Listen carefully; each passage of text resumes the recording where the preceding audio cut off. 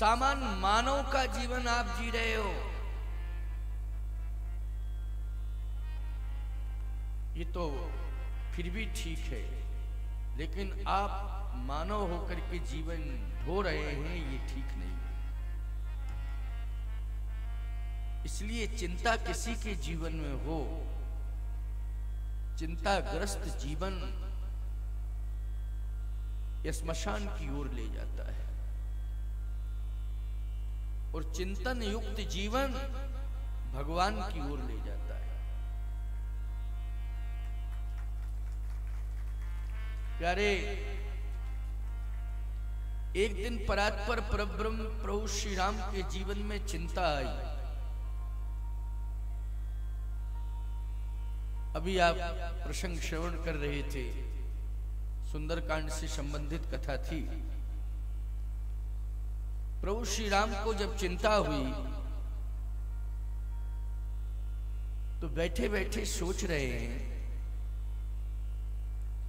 कि अब क्या होगा। 4 महीने व्यतीत हो गए चातुर्मास करते करते, लेकिन सीता की शुद्धि अभी तक नहीं हुई। सीता है क्या? वेदांत में शांति सीता, समानीता आत्मा रामो विराजते। सीता जी वेदांत में शांति है, वेदांतियों की दृष्टि में सीता जी शांति है, भक्तों की दृष्टि में सीता जी भक्ति है, और ज्ञानियों की दृष्टि में सीता जी मुक्ति है। सीता जी के बहुत से स्वरूप हैं, लेकिन ऐसी मुक्ति प्रदान करने वाली सीता, भक्ति प्रदान करने वाली सीता, शांति प्रदान करने वाली सीता, आज भगवान राम कहते हैं कि वो लंका में है। अच्छा, एक बात आपको बताएं, सीता शांति है, लेकिन लंका में जब से सीता जी पहुंची तो अशांति ही अशांति रही। बोलो, रही कि? इस बात को लंका वाले भी कह रहे हैं, मंदोदरी भी कह रही है, मालवंत भी कह रहा है, विभीषण भी कह रहा है, और संपूर्ण राक्षस जाति कह रही है रावण से, कि जब से सीता जी लंका में आई, जब ते तुम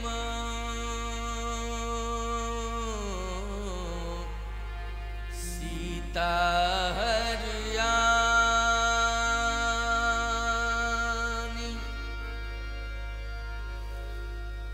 जब ते तुम सीता हरियाणी, उस गुण हो न जाए बखानी। जब से तुमने सीता जी का हरण किया, लंका में कुछ गुण ही कुछ गुण हो रहे हैं, कुछ गुण असगुण, ठीक है ना? असगुण हो न जाए बखानी, कुछ गुण हो न जाए बखानी, एक ही बात है, असगुण कुछ गुण। शांति सीता समानीता आत्मा रामो विराजते। सीता साक्षात शांति है, लेकिन लंका में सीता जी पहुंची तो अशांति छा गई। अच्छा, अयोध्या में जब सीता जी आई थी तब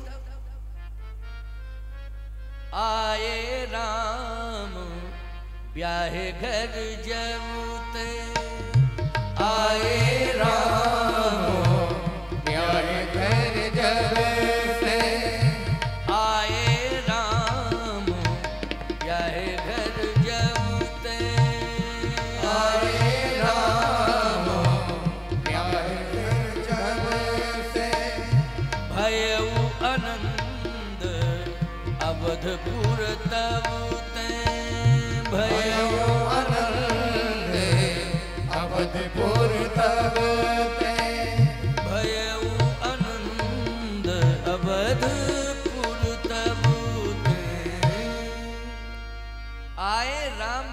घर जबते भयऊ आनंद अवधपुर तबते।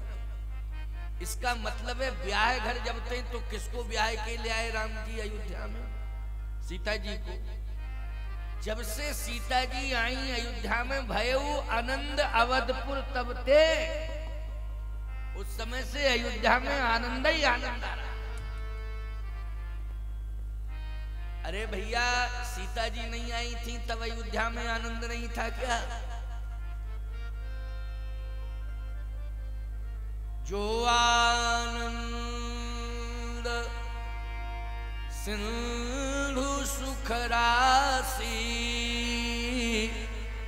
सीकर तई त्रैलोक सुपासी। सो सुख धाम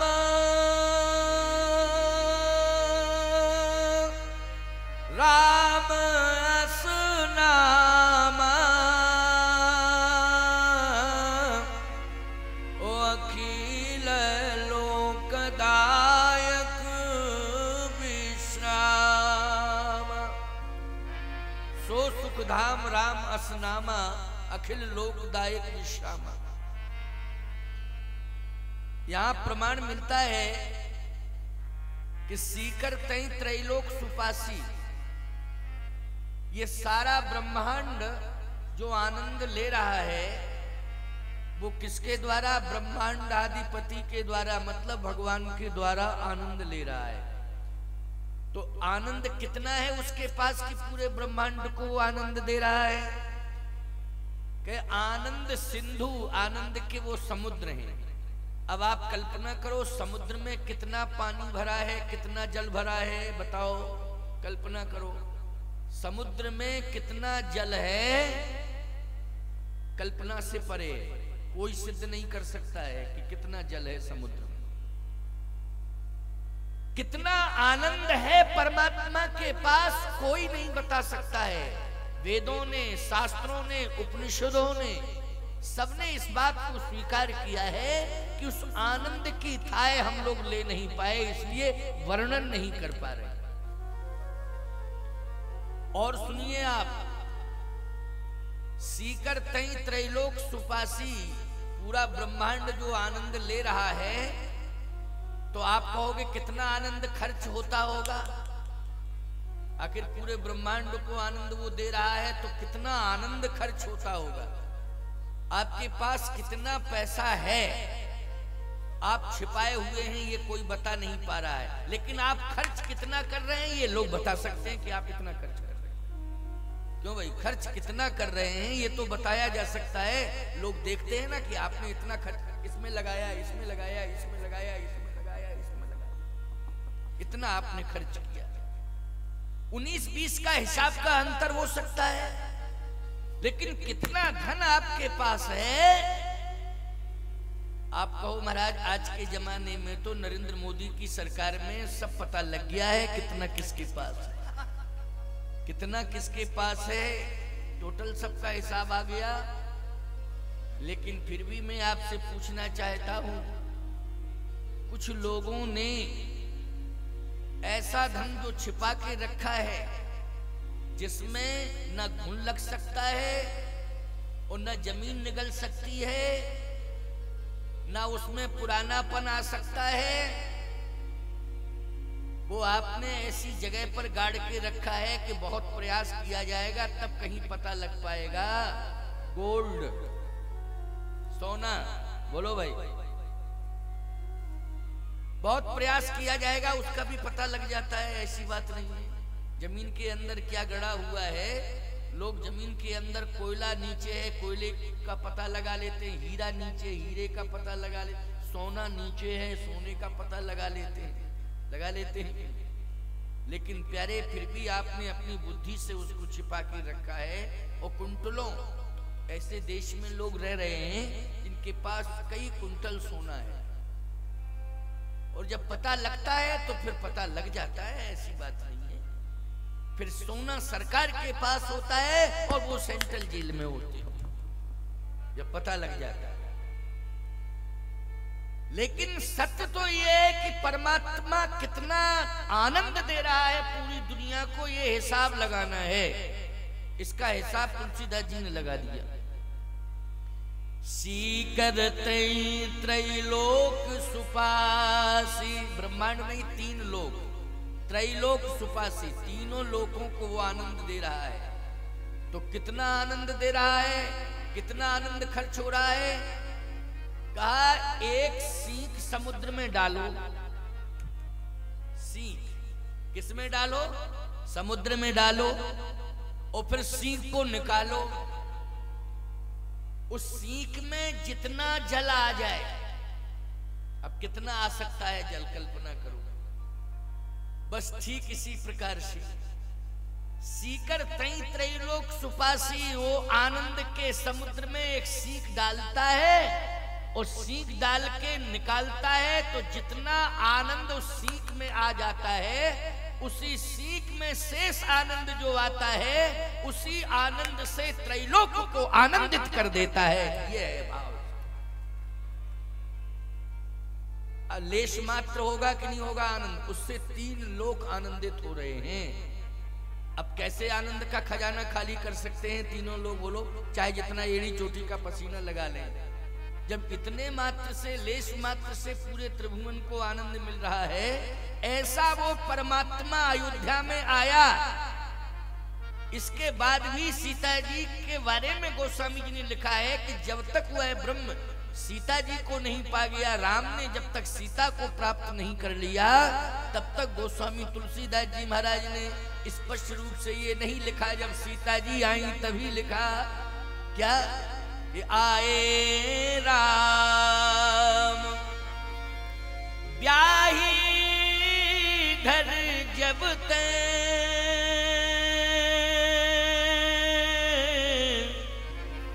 भयउ आनंद यवधपुर तवते।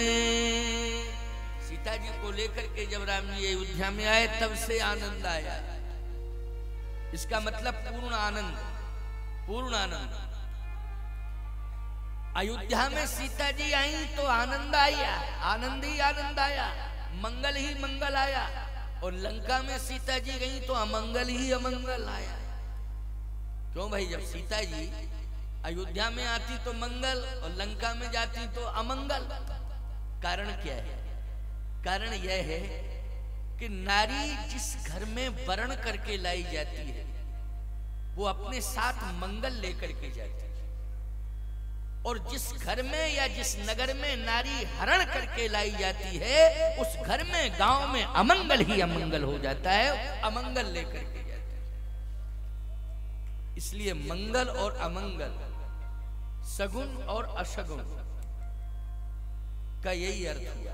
बोलो, हुआ कि नहीं हुआ? तो अयोध्या में भगवान राम सीता जी को लेके आए तो वरण करके ले आए, और रावण सीता जी को ले गया लंका में, हरण करके ले गया। तो जब से सीता जी हरण करके लाई गई लंका में, तब से असगुन ही असगुन हो रहे हैं। रात्रि में भयानक स्वप्न आते हैं राक्षसों को, राक्षस दूसरों को भयभीत करते हैं, लेकिन सीता जी जब से लंका में पहुंची, राक्षस स्वयं भयभीत रहने लगे। ये परिणाम आ गया। वाल्मीकि रामायण के अनुसार 14 महीने सीता जी लंका में रही, 14 महीने। अच्छा, गोस्वामी तुलसीदास जी महाराज ने स्पष्टीकरण और दे दिया एक जगह। क्या बोले? सीता जी को लेकर के जब रावण लंका की ओर जा रहा है, तो गोस्वामी जी कहते, 110 शीस स्वान की नाई, और इत उत चले उचित भड़याई। यम कुपंत पग देत खगेसा, और रहन तेज तन बुद्धि बल लेसा। रावण का यश चला गया, रावण का तेज नष्ट हो गया। रावण को बलवान कहा जाता था, आज रावण को स्वान कहा जा रहा है। देखो, बलवान स्वान नहीं होता है, शेर बलवान होता है। क्यों भाई? शेर की और श्वान की एक ही राशि है। बलवान कौन होता है? शेर होता है कि श्वान होता है? बलवान होता है शेर। लेकिन रावण क्या बन गया? श्वान। श्वान मानी कुत्ता। अच्छा, कुत्ता भी बना तो कुत्तों की भी क्वालिटी होती है। हाँ, ऐसा नहीं है कि कुत्तों की क्वालिटी नहीं है। कौन कुत्तों की क्वालिटी है? जिनके पट्टा बंधा है, पालतू वाले पट्टा बंधा है, पालतू कुत्ते, उनकी कीमत होती है। लेकिन जिनके पट्टा नहीं बंधा वो फालतू, उनकी कोई कीमत नहीं। फालतू कुत्तों की क्या कीमत है बोलो? फालतू कुत्ते को कोई कीमत लगाएगा? कोई बताओ? फालतू कुत्ते कोई कीमत नहीं लगाएगा। अच्छा, फालतू कुत्ते की कीमत होती है 50-50 हजार का भी खरीदा जाता है कुत्ता, है ना? 50-50 हजार का कुत्ता लोग खरीदते हैं और छोटी उम्र में खरीदते हैं, फिर उसको बड़ा करते हैं, पाल पोस के उसको बहुत सुंदर सुंदर साबुन लगाते हैं, सुंदर सुंदर तेल लगाते हैं, फिर उनको बड़े कीमती बिस्कुट खिलाते हैं। और फिर हम आपको क्या बताएं, क्या क्या नहीं करते हैं। बच्चों से जितना प्रेम नहीं करते हैं, कुत्तों से जितना प्रेम करते हैं। मैंने तो देखा है, बच्चों से इतना प्रेम नहीं करते हैं जितना कुत्तों से। मैंने एक जगह कहा, एक कुत्ते को लिए और हौवा रहुआ बउआ गौआ ऐसे ऐसे करे, हिलावे डुलावे, हाँ इस तरह से। मैंने कहा कि अरे रे क्या कर रहा है तू? अरे महाराज 35-40 हजार का आया है। अच्छा, तो क्या मतलब हुआ? बोले महाराज इतनी कीमत दे के लाया हूँ तो प्यार नहीं करूंगा तो क्या करूंगा? मैंने कहा अच्छा एक बात बताओ, संतान तुम्हारे घर में आई, उसकी कोई कीमत है? उसकी क्या कीमत है पहले ये बताओ? संतान की कोई कीमत नहीं आकी तुमने, कुत्ते की कीमत आकी। यही तुम्हारी बुद्धिमत्ता है। कहे महाराज ऐसा है, कुत्ते को हम हिलाएंगे डुलाएंगे खिलाएंगे हृदय से लगाएंगे, कुत्ता हमसे प्रेम करेगा। और यदि हम उसको हिलाएंगे डुलाएंगे खिलाएंगे नहीं तो मुझसे प्रेम नहीं करेगा। हमने कहा बेवकूफ कहीं की, कुत्ता तुमसे प्रेम करने लगेगा तो तुम्हें कहां ले जाएगा ये बताओ? कहां ले जाएगा? बोले महाराज ये पता नहीं कहां ले जाएगा।